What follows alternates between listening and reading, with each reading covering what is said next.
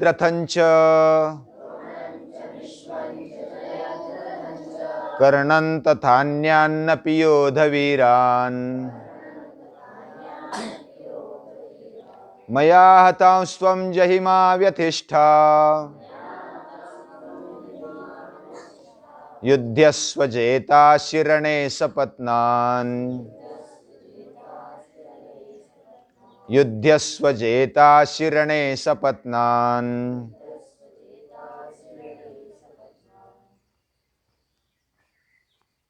भगवान श्री कृष्ण पांडवों के साथ में है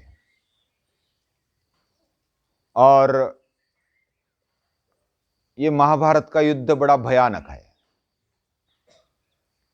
महाभारत की कथा ही इस युद्ध से प्रसिद्ध है, यानी महाभारत नाम सुनने के बाद ही हमें ये युद्ध याद आ जाता है। इतना ये भयानक युद्ध था, यानी कौन सा भी अगर कोई कलह या तो बड़ा युद्ध हो गया तो महाभारत हो गया, ऐसा हम बोलते हैं। तो ये युद्ध के नाम से प्रसिद्ध है और युद्ध में ये जो परिस्थिति निर्माण होती है वो बहुत ही भयानक और बड़ी संकट भरी ऐसी परिस्थिति होती है। कब क्या होगा, किसका प्राण जाएगा, किसकी मृत्यु होगी, पता नहीं है। फिर भी भगवान श्री कृष्ण ने पहले ही भविष्यवाणी कर दी है कि द्रोणंच भीष्मंच जयद्रथंच कर्णं तथान्यानपि योधवीरान्, यानी द्रोणाचार्य, भीष्माचार्य, जयद्रथ, कर्ण, इनके नाम जो मारने में बहुत ही कठिन है, वो योद्धा है, रथी है, महारथी, अतिरथी, ऐसा एक एक जितने भी उनमें युद्ध के कला गुण ढूंढेंगे उतने जितने हैं उतने ज्यादा ही है। और इनको हराना, इनको मात देना बड़ा मुश्किल है। फिर भी जिधर केशव है, जिधर भगवान है, उधर क्या संभव है। मैंने तो इसको पहले ही मार दिया है, तू चिंता मत कर, तू व्यथा मत कर, अपने आप को व्यथित मत होने देना, उठ जा, यश प्राप्त कर ले, शत्रु को जीत कर इस पृथ्वी के राज्य को भोग ले। और हे सव्यसाचिन, सव्यसाची यानी अर्जुन को उद्देश्य करके यह विशेषण दिया है। सव्यसाची यानी दोनों हाथ से बाण चलाने वाला। एक हाथ थक गया, दूसरा थक गया, फिर पहला हाथ। तो हे सव्यसाचिन निमित्त मात्रम भव, तो निमित्त बन जा। निमित्त बन जा इसका मतलब तू अपनी प्रामाणिकता से युद्ध कर, बाकी मेरे ऊपर छोड़ दे। कर्मण्येवाधिकारस्ते मा फलेषु कदाचन, तू अपना कर्म कर ले प्रामाणिकता से, बाकी चिंता मत कर। और यही करना होता है जीवन में भी। जीवन में क्या होगा, कैसे होगा, इसके बजाय पहले ही विचार पूर्वक जो भी कार्य करना है। समझो कि जीवन में अलग अलग परीक्षाएं आती है, अलग अलग घटनाएं आ जाती है, प्रसंग आ जाते हैं। हमने अपना कर्तव्य प्रामाणिकता से निभाना है और सोच विचार करके निभाना है, योग्य दिशा लेकर निभाना है। बाकी परिणाम क्या होगा इसकी चिंता नहीं करनी, ये गीता कहती है। हम अभ्यास करते जाए, परीक्षा जब होगी तब होगी, आज होगी, कल होगी, परसों होगी। हम अभ्यास में अपडेट रहेंगे तो प्रामाणिकता से अगर निरंतर अभ्यास करते रहेंगे तो फिर परीक्षा का डर नहीं रहता है। परिणाम जो होगा वो होगा, अच्छा ही होगा। अगर हम अपडेट रहते तो अच्छा ही होगा। और यही गीता कहती है। और जो भी भगवान को साथ लेकर चलता है उसके लिए विजय ही विजय है, पराजय का नामो निशान नहीं है। ऐसा जीवन में अगर हम कर सकते हैं तो ये बहुत बड़ी बात है, ये गीता बताती है। युद्ध में अब तक भीष्माचार्य पहले परास्त हो गए, शरशैया पर लिटा दिए। वह केवल भगवान श्री कृष्ण के कारण, बाकी तो निमित्त बन अपना अपना कर्म कर रहे थे। द्रोणाचार्य खत्म हो गए, युधिष्ठिर को झूठ बुलवाया, उसके बाद कर्ण भी बड़ा कठिन योद्धा है, जयद्रथ ये भी बड़ा कठिन है, तपश्चर्या करते हुए बहुत सारी शक्तियां पाई हुई है, उनको परास्त करना इतनी सहज बात नहीं थी। कुछ ना कुछ अलग दावपेच रचते हुए भगवान श्री कृष्ण ने उनको मारा है, मात दी है। कोई भी योद्धा वह किस प्रकार मात खाएगा ये भगवान श्री कृष्ण को मालूम है,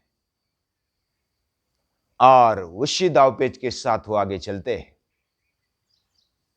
कभी कभी ऐसा लगता है कि भगवान श्री कृष्ण ने जो नीति वाला रास्ता है वो भी छोड़ दिया है, ऐसा लगता है। लेकिन नीति या तो नियम किस लिए होते? नीति नियम,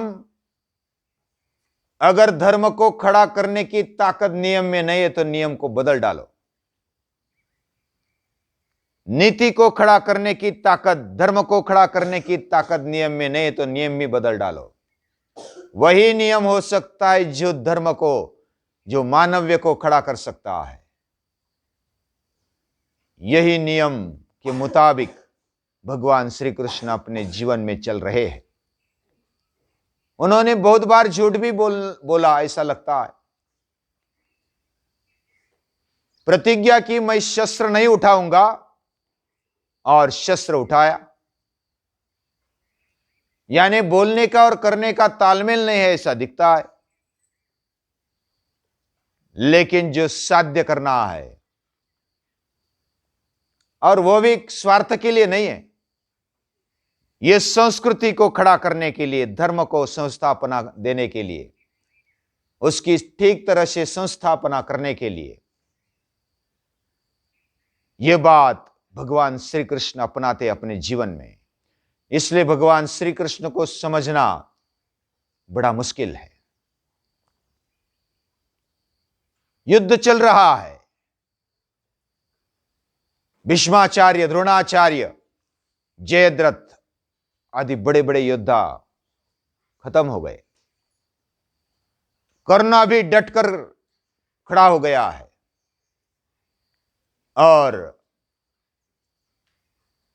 एक एक करके कौरव वीर धराशायी हो रहे हैं।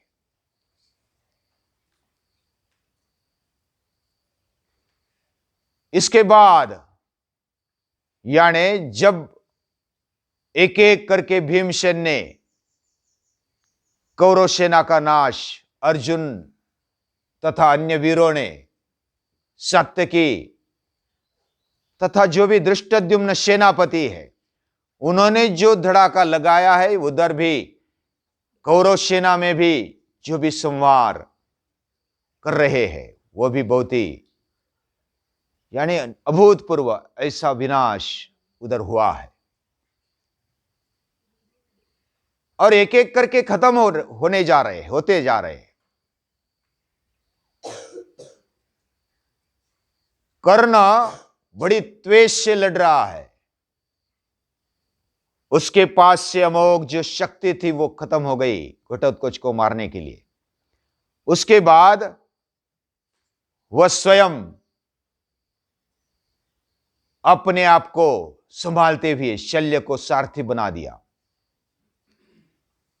और सारथी बनाकर वो शल्य राजा जो थे वो तो बीच बीच में टोकते थे, अपमान करते थे, और अपमान करते हुए कर्ण को नीचा दिखाते थे। लेकिन कर्ण बड़ा वीर है, शूर है, वो उधर ध्यान नहीं देता है, वो लड़ने में मन लगाकर लड़ता है।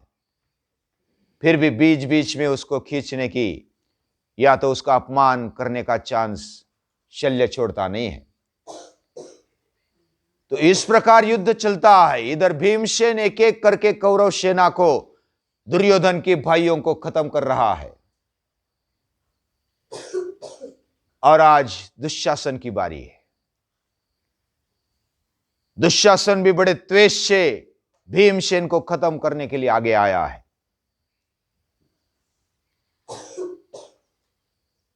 भीमसेन को बाणों से परास्त कर दिया दुशासन ने। उसकी भी ताकत कम नहीं थी दुशासन की। वो बड़ा हट्टा कट्टा था दुर्योधन के समान, और लड़ रहा था। लेकिन भीमसेन उससे भी ज्यादा था। भीमसेन ने उसका त्वेष देखते हुए पहले तो एक दो प्रहार ऐसे किए कि भीमसेन थोड़े हड़बड़ा गए, लेकिन फिर सावधान होकर बोला कि अब तेरा अंत होगा। हे दुशासन, याद कर ले पहले दिन, याद कर ले वो सभा के दिन। द्रौपदी का वस्त्रहरण तूने ही किया था, इसी हाथों ने किया था। इसी मुंह से तू बोला था कि तू बैल है। वन में जाते समय ये बैल है, ये नामर्द है, ऐसा बोल दिया था दुशासन ने भीम को। लेकिन केवल युधिष्ठिर की बड़े भाई की आज्ञा से वो चुपचाप चल रहे थे, सुन रहे थे। फिर भी भीम ने तो प्रतिज्ञा कर ली थी कि तेरी छाती फोड़ूंगा, तेरा खून पी जाऊंगा, तेरे खून से जो बाल तूने खींचे थे द्रौपदी के, उसको संवारूंगा। तो उसने एक गदा निकाली अपने रथ से, और आगे बढ़ते हुए दुशासन को, वो तो बाणों की वर्षा कर रहा था और वो झेल रहे थे भीमसेन। भीमसेन ने गदा घुमाया और वैसी छोड़ दी। घोड़े मर गए, रथ लगभग 10 धनुष पीछे चला गया, उसका चकनाचूर हो गया, रथ टूट गया, सारथी बेहोश हो गया, और दुशासन भी नीचे गिरते हुए वो बेहाल हो गया। फिर दूसरी गदा लेकर प्रहार करने के लिए जाता है, तब तक उठ नहीं पाया दुशासन। उसके छाती पर बैठ जाता है भीमसेन और बोलता है, इसी हाथों ने तूने पकड़ा था ना द्रौपदी के बाल, अभी दिखा तेरी ताकत। सभी को गर्जना करते हुए बताते भीमसेन, किसी की हिम्मत है तो आ जाओ इसको बचाने के लिए। और फिर हाथ को पकड़ता है। फिर भी दुशासन बोलता है कि मेरे में इतनी ताकत है, अभी भी तुझे मात दूंगा। लेकिन वो तो नीचे है, फिर भी ताकत लगा रहा है। भीमसेन ने हाथ को पकड़ा और ऐसे उखाड़ लिया, इधर से पूरा कट गया, पूरे वो जॉइंट के साथ निकाल लिया, दोनों हाथों को निकाल दिया है। और फिर बुक्की से छाती पर मार दिया, छाती को अपनी नाखून से खोल दिया है, खून निकाला है। फिर भी जिंदा है दुशासन, अभी डगमगा गया है। सभी डरने लगे भीमसेन का वो पूरा दृश्य देखकर। भीमसेन के शरीर पर खून आ गया है, उड़ गया है, पूरा लाले लाल हो गया है। दुशासन तो खून से ही नैला है। उसका खून पीते हुए वो बोलता है कि मैंने जो प्रतिज्ञा की थी मैं पूरी कर रहा हूं। और फिर तलवार लेकर उसकी गर्दन काट देता है। दुशासन खत्म हो जाता है। दुर्योधन को बड़ा दुख होता है, उसको मालूम पड़ता है। बाकी कौरव सेना दुख करने लगती है, वो डरने लगती है, भागने लगती है कि ये भीमसेन कैसा है, पराक्रमी है। उसका भयानक रूप, अभी तक इतना रूप देखा नहीं था, और ऐसा नरसिंह जैसा रूप भीमसेन का दिखाई दिया। सभी डरने लगे, भागने लगे। दुर्योधन के कहने पर कोई पीछे नहीं देखता था, भीमसेन की ओर भागने लगे थे सभी। इधर कर्ण को पता चला, कर्ण दौड़ा दौड़ा इधर आ जाता है भीमसेन को रोकने के लिए, लेकिन भीमसेन तो मदमस्त है। उसने ये सब सुनाने के लिए वो युधिष्ठिर के पास और अर्जुन के पास जाता है कि मैंने अपनी प्रतिज्ञा पूरी कर ली। और इस तरह वो अर्जुन और श्री कृष्ण तथा युधिष्ठिर के पास जाकर नमस्कार करके बताता है कि मैंने प्रतिज्ञा पूरी कर ली। वह भी उसको शाबाशी देते हैं, प्रसन्नता व्यक्त करते हैं। इधर कर्ण बड़ा त्वेषी से लड़ता है और कौरव सेना का हौसला बंधाते हुए वो आगे बढ़ता है, भागती हुई सेना को पीछे करता है कि अभी लड़ो, अभी मरो या तो लड़ो, करो या तो मरो, ऐसा बोलकर कर्ण लड़ता है। कर्ण का इतना द्वेष देखकर सभी पांडव सेना भी दहल जाती है और पीछे हट हो जाती है पांडव सेना की भी। लेकिन अर्जुन सामने आ जाता है। अर्जुन और द्रोण का, कर्ण का युद्ध छिड़ जाता है और बड़ा भयानक युद्ध होता है। श्री कृष्ण अर्जुन को बताते हैं कि ये कर्ण से सावधान, यह अभी अंतिम युद्ध कर रहा है, ये इंद्र को भी परास्त करने की शक्ति रखता है, ये बड़ा कौशल प्राप्त करता है। इसका गदा युद्ध देखो, इसकी बाण की लाघवता देखो, इसमें भीमसेन जैसा पराक्रम गदा चलाने की भी शक्ति है। हर एक अस्त्र को अच्छे से चलाने की उसमें शक्ति है। वह चतुर है, होशियार है, बहुत सारे दावपेच भी रच सकता है। उसको धर्म मालूम है, सब कुछ, वो अष्टपैलु है और इसलिए इससे सावधान। अर्जुन बोलते हैं, क्या मुझे डरा रहे हो? मैंने बहुत बार परास्त किया है कर्ण को। तो श्री कृष्ण बोलते, डरा नहीं रहा हूं, तुझे दक्ष कर रहा हूं।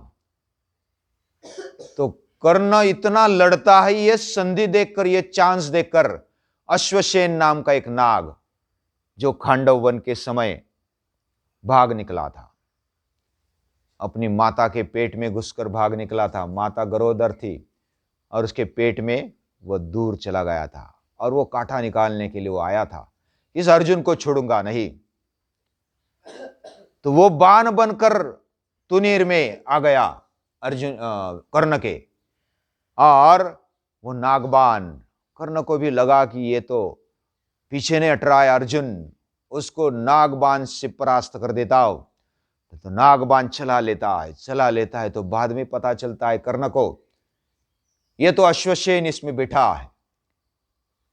और वो नागबाण जब आता है तो अर्जुन को विष के लिए वो बराबर टारगेट करता है कि इसको विष फेंक कर मार दिया जाए, वो बड़ा विषैला है।